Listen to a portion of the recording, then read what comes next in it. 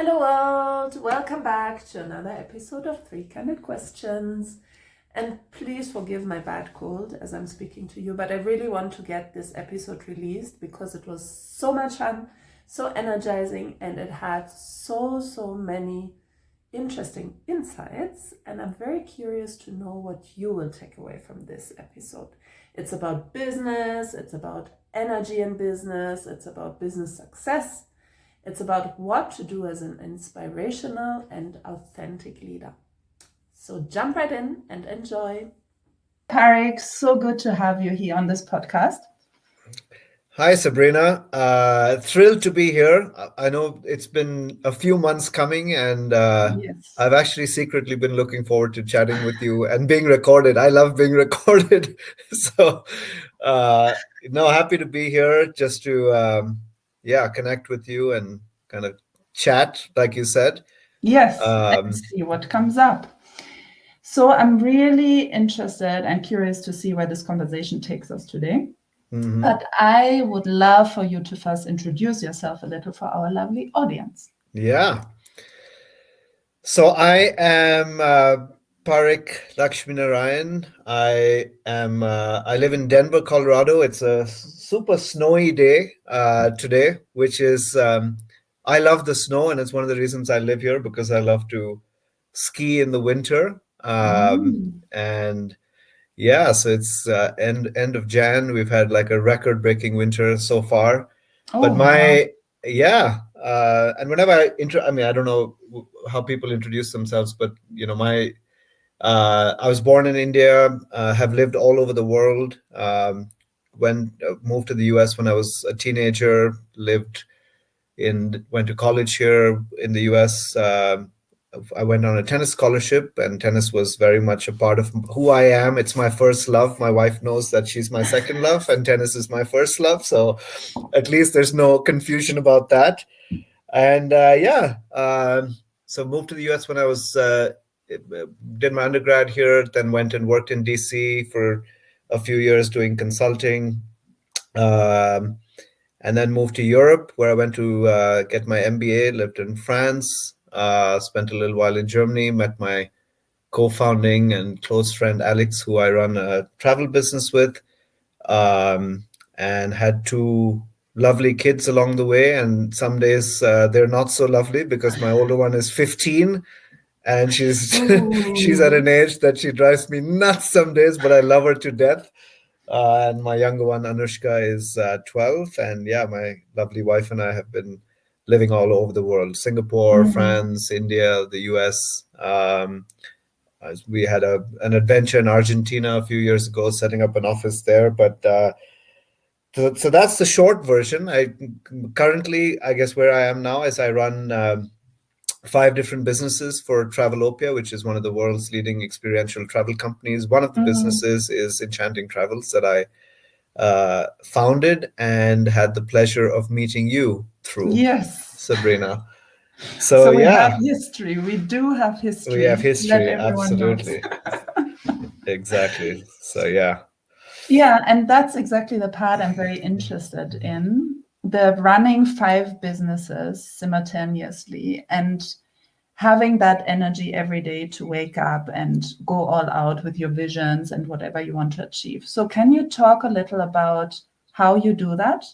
What yeah, sort of your philosophy is behind everything you do? yeah. So first of all, since it's being recorded, let me clarify and make sure that what I'm saying is accurate. I run 2 business units: Enchanting Mhm. Travels, which is now the Enchanting Travels Group, and Yes. US Tour Ops, which is the US tour operator business. Under these 2 business units, there are 5 brands: Enchanting Travels, Hayes and Jarvis, My Planet, Europe Express, and YMT Vacations. So there's Mhm. 5 different brands that come under these 2 business units. And before I explain, I answer your question about how I manage it all and what wakes me up in the morning to do this. It, where I am is kind of a culmination of some of where the Travelopia journey is, right? So it's a Mhm. collection of some of the world's leading travel brands, and we've got different groups and clusters of businesses that operate together for high efficiency and so on. And Enchanting Travels is and always will be the one that's closest to my heart, because that is I very much see that as my baby, and that's my soul. Mm-hmm. So that's one of the 5 brands that I still run. Um, yeah. So the question you asked, I mean, how I manage it all.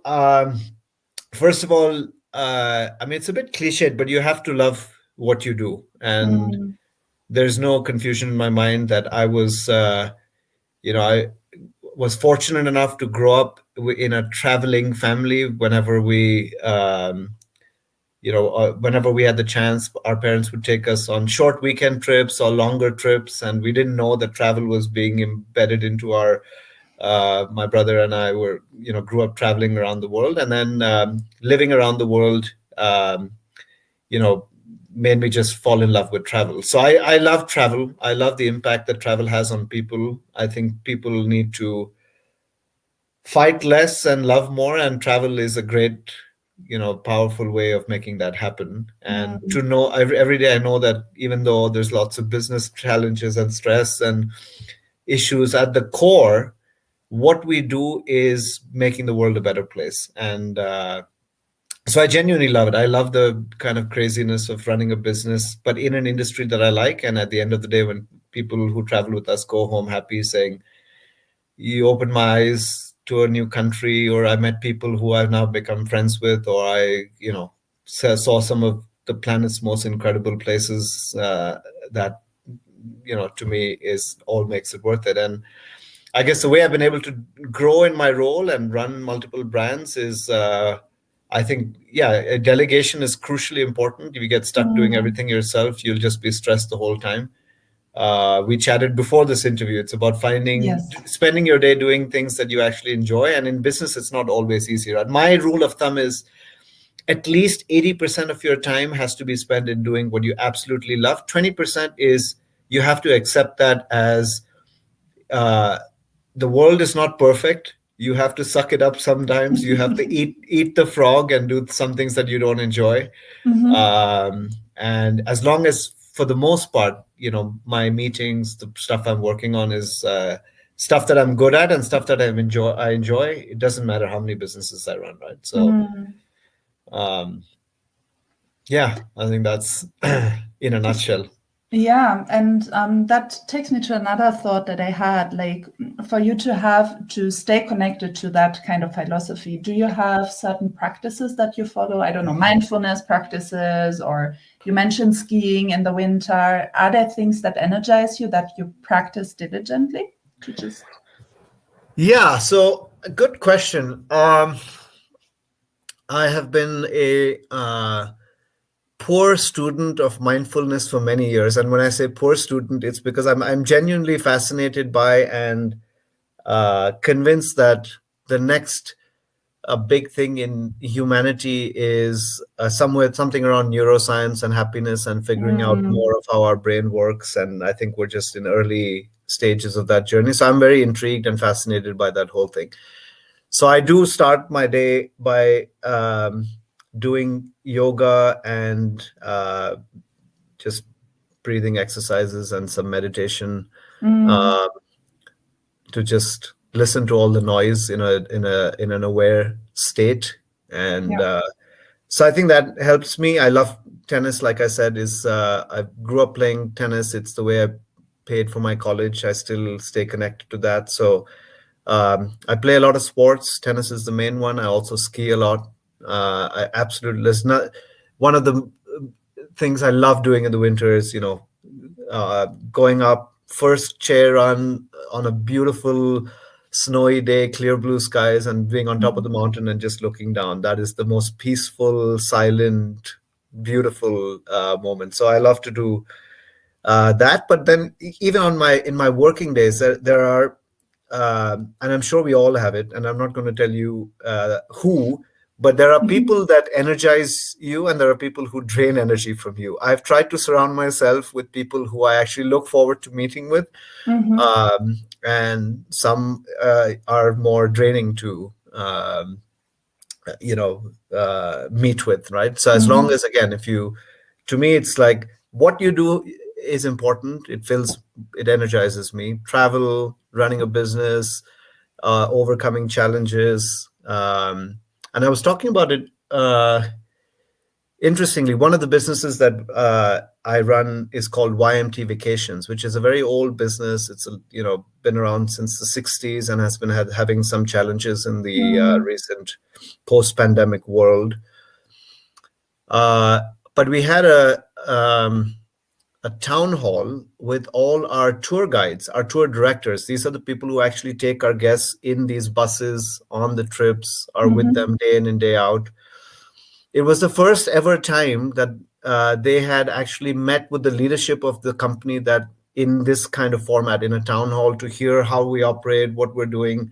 Mm. And it was a very humbling moment for me, because these guys are, many of them are, late in their careers and love to travel, have seen it all, but re-engaging and re-energizing them to um, feel confident that we can turn this business around and have a successful post-pandemic world is Mm. kind of a moral responsibility that I have taken up. It's tough, but to know if we can do really well in this business and have a successful post-pandemic recovery, these people are going to benefit and they're going to be really happy because they've struggled the last 3 years. To me, those are the moments that energize me. To know that I've Mm. given someone hope, happiness, success. And I like the feeling of people leaning on me. I don't know if that's a leadership trait or not, but I like the fact that I'm responsible for people. Yes. That energizes me. So yeah, so I think, going back to what energizes me, I think it's a combination of doing things personally that I love, spending time with my family, playing. We travel a lot as a family. That is hugely energizing. But you can't. I'm a strong believer that you can't be focused on things outside of work to energize you. If work doesn't energize you, if what you Mm. do for like 8-10 hours a day doesn't energize you, nothing can fill that gap after work, Mm. before work, weekends. I hate this. Okay, Monday to Friday I'll be miserable working, and then weekends I'll do something fun to rebalance. No. Mm.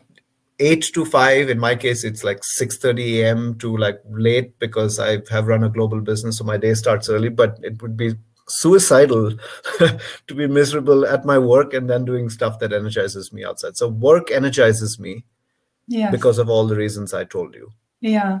And I had a thought when you talked about like energizing people, because I also remember that from the time when I was still working with Enchanting, that, you would step in and sort of energize the whole office.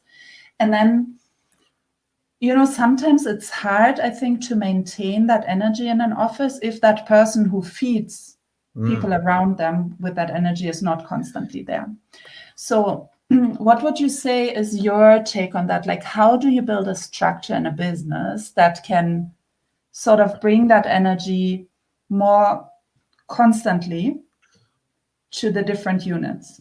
That is a brilliant question, and a really tough one, because sometimes I do feel, I said what I told you earlier is true, right? I like the responsibility of being the bearer of creating energy, right? Mm-hmm. I enjoy that feeling. I thrive, and I love going into a room full of 100 people and then speaking authentically about where we are, what we do. I don't have to Yes. ever prepare for that stuff. I never have to like think about what I'm going to say. You put me in that situation and I'll tell you exactly what's on my mind. Mm-hmm. But you're asking a really good. Sometimes I leave those meetings and situations and wonder, like, actually there's two things. Now sometimes I feel like, why do I always have to bear that? I like that, doing that, but I don't Mm-hmm. want to be the person responsible for creating energy should be Yes. intrinsically coming from people around you. I don't need to be the one always infusing it. So sometimes I Mm-hmm. wonder, oh, do I have to like why do I have to go again to kind of inspire, whatever the word is, Yeah, right? yeah, Get. yeah. And then equally, sometimes when I'm leaving that, I wonder, like, I mean, is this a bit of a crutch? Because then what happens? Like, does that mean whoever creates energy when they're not there, that, Mm. it doesn't?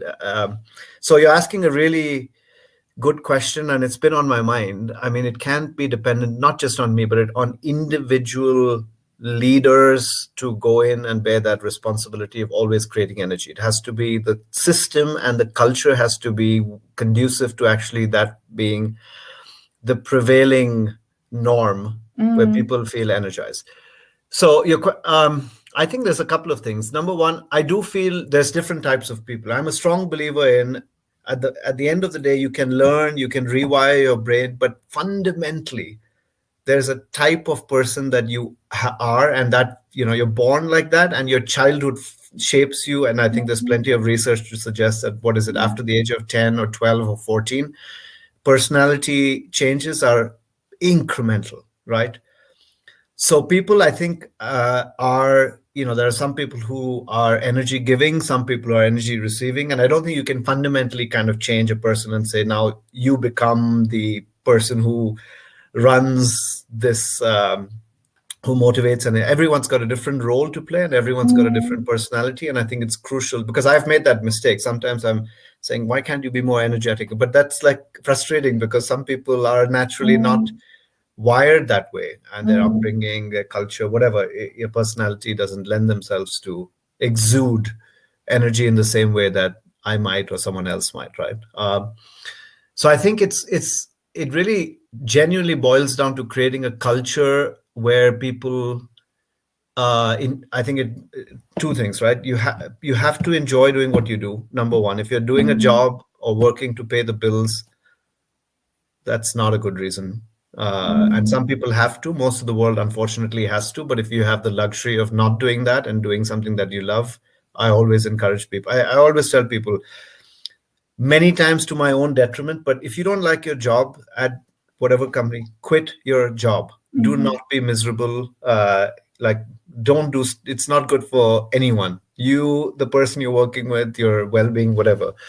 But I think so. Two things: if people are doing something that they love, I think that naturally creates good energy in a team, in a room. And secondly, I think you can only love what you do if you're really good at what you do. I think it's I've never seen someone love something that they're just not that good at, where they're struggling to overcome challenges and stuff like that. I mean, I've that's a conflict that I haven't resolved in my mind, because I do find myself being a very demanding person on leadership behaviors and competencies, and I feel like I can see through, like I know what's underneath the surface. I feel like I know. I may be completely wrong, and you might tell me, like, no, in my experience, you had it all wrong, and that's very, very possible. But I can only tell you what I believe. I believe I can sense and I understand what people.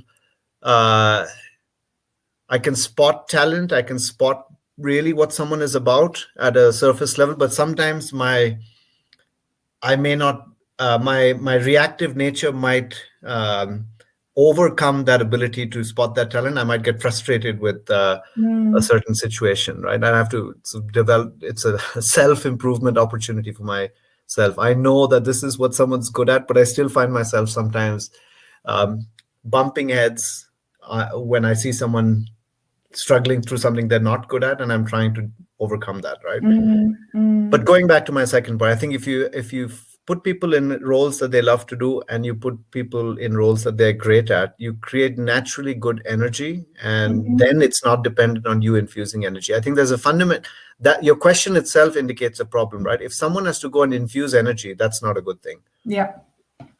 Someone needs to, I think the leadership should and can inspire people, because at the end of the day, everyone has to believe in something, right? You have to. We are human beings. There's plenty of research to suggest that we respond best to stories. Everything else is noise. But someone's got to tell the story. Otherwise, so I think energy comes from people loving what they do and being good at what they do. Inspiration comes from being told a story that you are fascinated by and you can subscribe to and rally around. That's the role of a leader, is to tell a good story authentically, not make up a story. And that's the other thing. You have to be, as a leader, you have to be genuine and authentic and tell people what's on your mind. And otherwise, people can see through that. So I think that's something I feel like I do naturally. And Are there ever days where you get like sort of stressed out or scared about how things are going? And then what do you do? The opposite question should be: are there ever days that you are never In stressed, travel, yes, true. where you're not worried? Of course, yes, absolutely. I mean, again, stressed out. Yeah, of course, you're stressed about. I don't like that word. I mean, stress meaning, yeah, you feel uneasy, you feel like something is not right, you feel worried, whatever, right? Yeah, of course, personally and professionally. I mean, as a parent, I can tell the number one thing is the well-being and like the daily battle of parenting, right? Will my child be happy? Will my child be successful? Will my child, do the right thing, be a good, all that stuff. I just feel like it's impossible to get myself out of that desire to be a good parent. Mm, I find that more, uh, let's call it, it occupies more of my mind space to mhm, problem solve that. If that's what you're asking about stress, I would say that is probably more prevalent than business and work stress. But of course, work stress, yeah, like I think, and I think the fun of this interview is not telling you like surface level stuff, but mhm. if I go a little bit deeper, Let's go deep. yeah, the thing that I find more stressful is when I feel people are not being genuine, authentic, like putting in the right effort. I Mhm, find that more stressful than someone who is really like gung ho, all in, doing their best, genuinely loving mm, what they do, saying what they actually believe in, but still not succeeding. I find that's less stressful. I find the opposite much more stressful. Working with mm, and dealing with situations and people where for no fault of their own, but they're caught up in this like you know politics or stupid stuff. mhm, But what I do like on days that are overwhelming and a little bit stressful is one of the best pieces of advice I got early on from a friend of mine is knowing when to zoom in and zoom out, right? And I think the mm, zoom out perspective is extremely powerful. It's very, mm, it's very um, to zoom out and remind yourself that at the end of the day, none of this really matters, and you're absolutely insignificant, mhm, and you think you're important, but it's not true because like I'm like not even a microscopic dust on this planet, right? So why unnecessarily give myself undue importance to stress out about stuff? I find that mm, really, really like, okay, I screwed stuff up. It's not going well. I might fail, but at the end of the day, who cares? What, like, at the end of the day, mm, it doesn't really matter. Like 50 years from now, no one's going to remember this, or even like 2 years from now, right? mm. So we get caught up in like giving ourselves too much importance and self. So I to answer your question, I think that's been very powerful for me, is to just remind myself this doesn't really matter. Yeah, which is powerful because I think fears that people have or limited thinking, limited beliefs, all that is often derived from the ego side of stuff, like us actually thinking, whoa, the whole world will laugh at me and watch if I Right. fail, or, everyone is looking at what I'm doing. But obviously, I mean, we are so many people, Yeah. and, time passes really quickly in a lifespan. So, Yeah. And just to be clear, I'm not by any means claiming to have mastered that skill. I've just, when I'm able to practice that, it's very yes. powerful. But some days Mhm. I'm not able to practice it because I get caught up in the minutia and Mm, the situation. But the days that I'm able to remind myself and actually zoom out, it's super powerful, right? You just mm. realize that this is absolutely unnecessary to get bogged down by this stuff. Yeah, yeah. And on days when you are not zooming out, what do you do? Um, Battle through, Mm-hmm. just power through. Um, I had a friend over last weekend, and he was saying, on super stressful days and when things get really busy, the first thing he does is take a nap. He's like, "Oh my God, I've got so much work to do today." And the next day he's gone for a nap. And then he wakes up and he does it. I'm like, wow, that's how you fall asleep when you've got so much in your mind. He said it works brilliantly for him. So I haven't tried that yet. I'm Mm-hmm. more like, yeah, just power through. You battle through Mm-hmm. at the end, and it doesn't last that long actually. Like you Mm-hmm. overthink it. Like when you're stressed, what is it like a day? The other thing I have, I love this pendulum analogy. Like at the end of the day, the pendulum comes to rest, and Mm, everything is just an oscillation, and there are ups and downs. But at the end of yes. it never goes indefinitely standing there, right? It has to come down. And Mm, so I remind those days when I'm not able to zoom out, I just power through, knowing that it's not, it's maybe a day or two or a week. mm, It's not like, um, yeah. So different people have different coping mechanisms, I guess. yes, absolutely. And it's always very interesting to hear what different people do to cope with the stress. I had another thought about when you talked about the responsibility, people leaning on you. And then you briefly touched on some people are naturally just good at something. And, other people might not be in the right role, actually. Mm-hmm. And I was just thinking, especially when you talk about being genuine and having an authentic story or purpose to connect with and so on, like how do you spot, because I believe people have very different filters on how Mm-hmm. they interpret a situation, how they view the world and so on.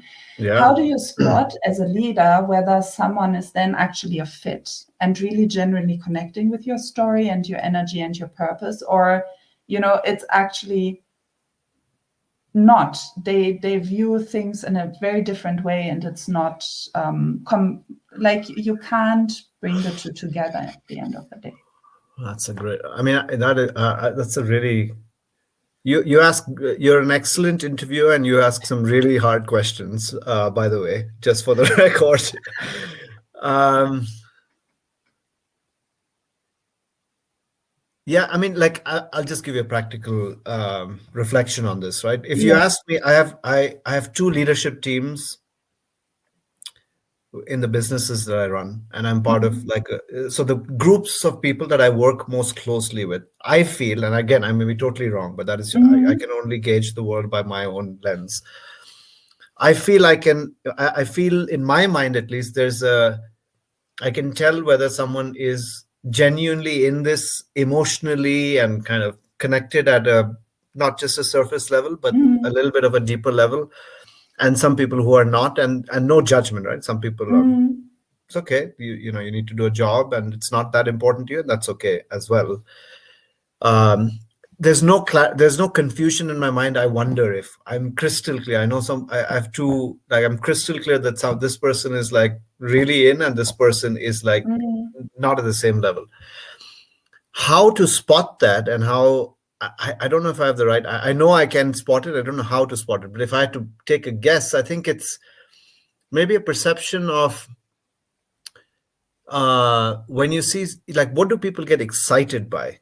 Like Mhm. what lights them, like the spark in their eye comes from what? Is it like, first of all, is there that spark, or you never see that spark? Like if Mhm. so, you never find someone in that happy space, then you wonder, well, you know uh, is this is this person just not that engaged and connected, or but if someone is, what is it that makes them excited? Is it like, problem solving? Is it like when a guest goes home happy? Is it like helping a team member? Is it what is it that makes someone tick, right? So I think having that emotional awareness to sense energy and know what Mhm. makes people, you can sense someone's energy, right? Absolutely. And excitement, and Mhm. kind of, even if they're not vocal about it, I mean, I guess again, and my radar may not be right. I'm not claiming that it is all the time, but at least Mm, I feel the energy of the other person, right? And I think that mm, gives you a sense of uh, yeah, whether. But and sometimes I mean, I can tell you numerous examples without naming people where I've got it wrong, but over time, kind of like you really get a sense. Right? The first impression can be misleading, and I think mm, I'm sometimes overly swayed by someone's ability to articulate themselves versus genuinely what's on their mind. And I think mm, communication, that's why I keep saying communication is a great gift to have, because I think you can, the ability to articulate yourself creates perceptions. And if you don't have yes. that, you might be losing out on an opportunity to actually share your story, communicate what's on your mind. But that can Mm, also go the other way, right? Then you can easily be on the first impression uh, interpreting just based on someone's ability to communicate versus how they actually feel. mm. So what I hear there, a lot of things, but one thing that I'm hearing is like making sure that the first impression doesn't cover up Yeah. what else might be below there, and maybe Mm-hmm. taking a bit of time to really sense that energy of someone Mm-hmm. might it might go a long way in choosing the people that really, will make your business work in Yeah. in the And best not way. just and not just make your business. It depends on what you mean by making your business work, Yeah, right? But I think are there for the right reasons, that will be happy and therefore successful and therefore making your business work. That's yeah, the outcome. yeah, But yeah, and it's a journey. I have no claims on having figured that out, but at least it's a conversation. At least the fact that we're having yeah, this conversation, I think, is a good thing, right? yeah, absolutely. And the other thing that I was thinking then, if you can spot in your leadership team people who are just more subtle maybe or seem not so invested, does Mm-hmm. that always make them less efficient or less successful as leaders? Or have you actually seen over time, maybe you have some examples where, although they didn't seem too energized about Mm-hmm. everything, it was still working really well? That's again a great point. I think one of my shortcomings is I'm not good with people who are, um, as a leader, I think you have to be really open-minded to working with all kinds of people, with all kinds Mm-hmm. of personalities and all kinds of different energy levels. I am naturally more uh, drawn towards and comfortable around um, people who create positive energy Mm, and people who are in it, right? Like mm, you use the word invested in. I'm naturally more drawn to people like that, which basically means uh, I may be less effective working with someone who can be very successful, productive, value creating, but not as invested. Do you know mm. what I mean? I'm Yes. not as good as that. I think there are leaders who do a much better job at accepting people who for what they are and enabling them to do the best given the environment, given the situation, right? Mm, I'm not good at that. I mean, I know that's an area that I should get better at, is letting people just be, and you know to the extent that they can be successful, it's okay. I struggle when people are critical, low energy, draining kind of energy. I'm not good at that. It's just as simple as that. I yeah. cannot. I hate a situation where people are kind of like yeah. There's a difference being constructive and critical. Like I'm just not good with Mm, maybe not even critical, but negative energy. Like energy mm. drains. I'm like, get me Can't out of deal here. with it. Yeah. Get me out of here. This is like nothing is worth dealing with you right now because you're draining my energy. Mm, I hate it. I'm mm. not good at it. Other people are just less sensitive to it, and then they're more effective. They don't get swayed down by negative energy. I'm not good at that. Yeah.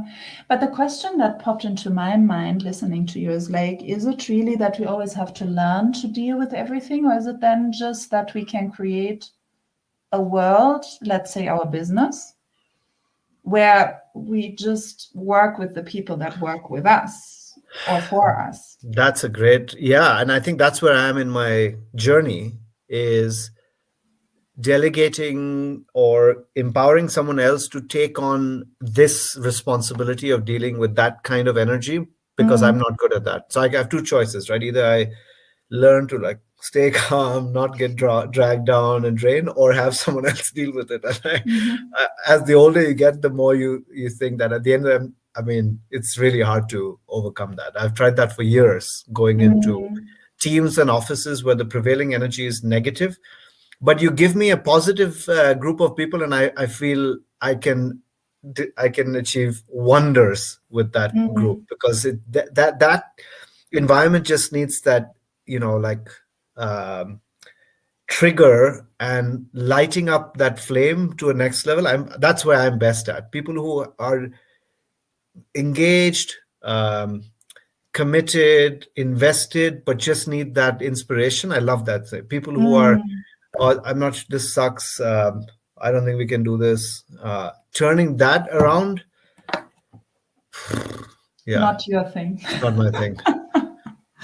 Well, and that, I was just thinking, I think it's very important for an effective or impactful leader to understand that about themselves, and also to be able to say that, so that, you can decide, can I grow in that direction, or is it actually, as you just say, better to delegate that to someone else who's good at it?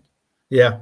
Yeah. And I think people are naturally just less sensitive to that and are okay Mhm. dealing with those different types of energies. Yeah. That's a good point. I remember one of our conversations years ago where we were talking about exactly that, right? What gives you energy, what sucks energy. Mm. And it's super important. Like, being sensitive to energy within and around is really important in my Yeah. mind.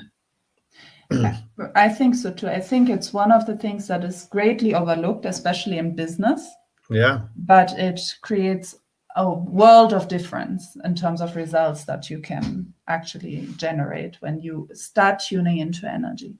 absolutely. So I can see that our time is almost up.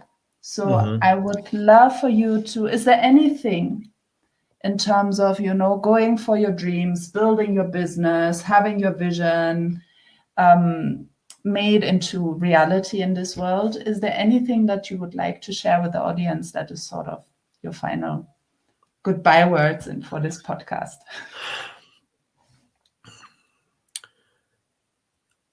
So, I think I'm an entrepreneur. You don't become things by accident. Let me just put it.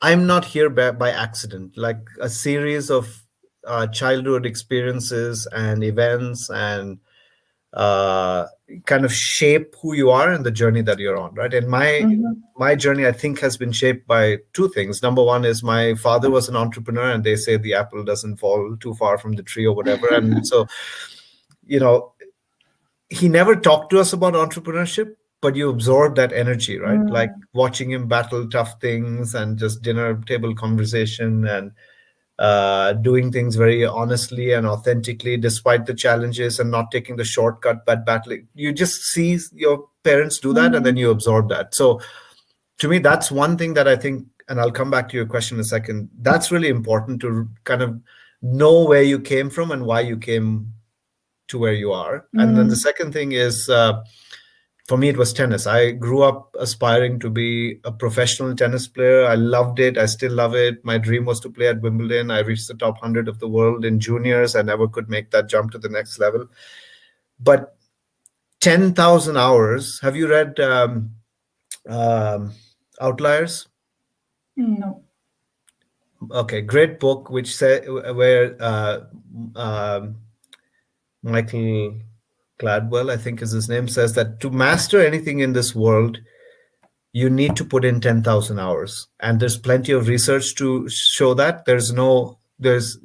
you have to put in that time and effort to master a skill, right? Whether it's Mm, business or, I put in more than 10,000 hours in tennis, and 10,000 hours of doing something with passion every single day from a young childhood shapes who you are. And I think mm, going through that competitive journey, you have to push against that wall of pain, failure, the highs and lows of success and failure, I think lends itself to being an entrepreneur. right? So Mm. to me, that's I love that stuff. That's what I did Yeah. for all those hours. So I think knowing where you're coming from, knowing why you do what you do, and being really like intentional and genuine and authentic about, at least to yourself. You can kid the world, but don't kid yourself. Like you need to at least have an honest conversation with yourself. Why am I doing this? Am I actually enjoying this? Do I really Mm. believe in what I'm doing? Or am I just like, then you have the second decision to make, which is, do you tell that story to people in the same way, or do you tell a different story? But that's your choice. But Mm. at least don't kid yourself and have that conversation. Be comfortable Mm. with that conversation and knowing exactly where you are. So that inner voice conversation, I think, is really important to make sure that you don't lie to yourself. Yes. Once you have that honest conversation, then I think you can, in my view, it's about finding people around you that you love being around, work and in an industry or product or service that you feel something about. Like I always Mm. tell my team at my teams, the day I stop caring about whether a guest goes home happy or not is the day I'm not running this business anymore. Like, Mm. do you actually feel bad when a customer goes home unhappy and feel good when a customer goes home happy, or do you look at the numbers and NPS scores? To me, those are two different things. Mm. Feeling not indifferent about what's happening, I think, is really important in any job, right? Yes. But of course, not to the extent where it consumes you and all of that stuff that we discussed earlier. Yeah. So It's not that balance. it's not that important, but if you're committing something to it, you might as well not feel indifferent towards it, right? Yeah. I hate indifference.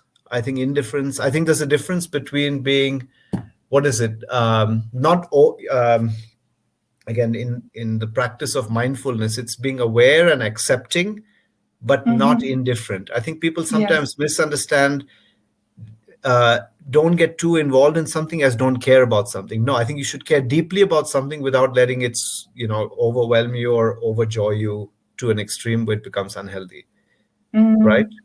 So I think there's that. I think you should absolutely pursue excellence in my mind. I think one should absolutely pursue something with passion, love what they do, care about it, not be indifferent towards it, but then not take yourself too seriously at the same time. So Yes. it's Like a that journey. fine line. So to me, Yeah. that's like if you ask me for my final kind of thoughts on this stuff, it is find something that you genuinely care about, but try not to take yourself too seriously. Mm. And I think my read on most of the working world and people is they get into like indifference. I couldn't care. I'm just going to do this, but I don't really care about it. Mm. Or they get over like miserable trying in that pursuit of care, and Yes. you know what Yes. I'm saying. So yeah, Balance is key. Or I don't know whether there's a better word, a better way of saying that's it. also an area. That's a whole side. Is it balance or is it perspective? I think Yeah. balance is sometimes overrated as well, right? People Yeah. talk about, I I think hate this work-life balance thing. I find it a stupidest concept. I yes. hate that. To me, there's an implicit tone in that which says that if balance something that you love with something you don't love or something like that. You know what I'm saying? Yeah. I don't like I this know. work-life balance thing. I think it's more about emotional balance and then about making your life a whole. Right, Like, when you become when you can incorporate work that you love and are excited by, but not right, overly consumed by. When you right, have people around you that you love, even outside work or inside work, it doesn't right, matter. right. The way you deal with your health, with your lifestyle, all that comes Yeah, I think together that's right. I agree. Yeah, like a that's a nice way beautiful of. whole. Yeah. Yeah, I think that's a nice way of thinking about this. Yes. Okay. So I let you go, Parik, into your next meeting, but thank you so much for making time. I had a lot You of fun. are a brilliant. If there's one, I need to learn listening skills from you, interviewing skills. You have a very balanced. Again, we said not to use the word balance from that perspective, but just the kind of even keel tone, which makes this very enjoyable. So I can't believe it's been Thank 45 you. minutes already. That was Yes. awesome. Well done. Always a pleasure, Sabrina. Thank you so much. Yeah, I look forward to staying connected. And I love, Yes. by the way, in case you haven't seen that already, I love chatting about this stuff. So anyone who wants to chat about this stuff more should ping me. Should reach out to you. Absolutely. All right. Take care, Okay, Sabrina. thank you, Have a Parik. lovely day. Cheers. Bye. Bye. So this was my episode with Parik about inspirational and authentic leadership, but really it was about so much more, if you will agree. And I'm very curious to hear what you took away from it. So feel free to start a conversation. Feel free to comment, to subscribe to my YouTube channel so that you always know when a new episode is out, or even listen to the audios. Just go all out, show this podcast love. We are loving you too. And I'm looking forward to sharing the next episode with you, which is a very interesting episode because it's a teenage take on sexuality and identity. Stay tuned.